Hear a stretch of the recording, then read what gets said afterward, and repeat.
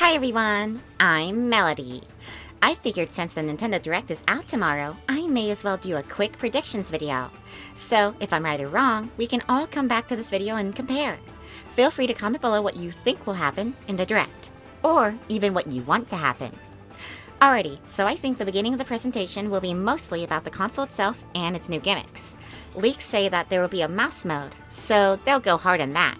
We'll get a reveal on what this little C button means, and my prediction is that it stands for Cursor, the button you press to activate the mouse mode. It could also mean Connect, if the rumored dual screen mode is the thing, but I'm still pretty skeptical about it. I mean, think about the battery life.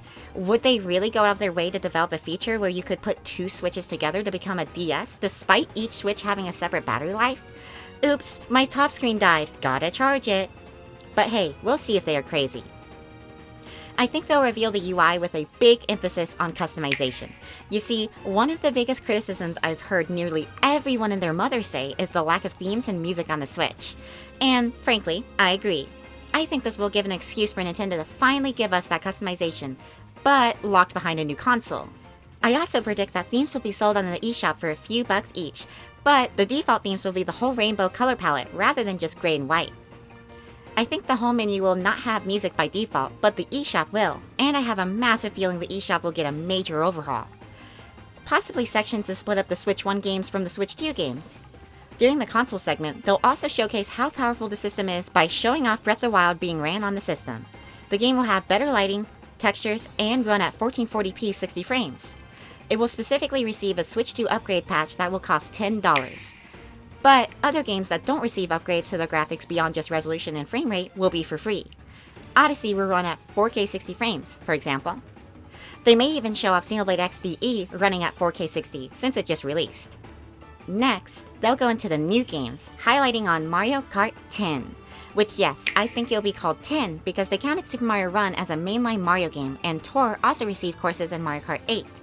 On top of that, similar to Apple with the iPhone 10, skipping to 10 is just more marketable.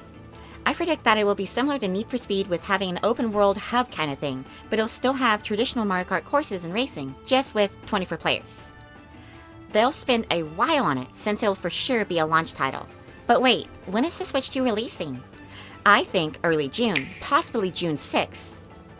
Next, I think they'll reveal a Wii game remake, which I'm leaning towards possibly being a Zelda game, such as Twilight Princess. Sounds absurd, but Nintendo does like to lean into remakes for their handhelds. The DS launched with Mario 64 DS, and the 3DS Near launch had many Nintendo 64 remakes. Remaking a beloved old game is a great way to showcase the hardware leap while also reeling in people who are nostalgic. If it's not a Zelda game, it's a Wii game. That's my dead certain prediction. Somewhere here, they'll also showcase Prime 4 running with even better graphics, which will be the Switch 2 version of the game.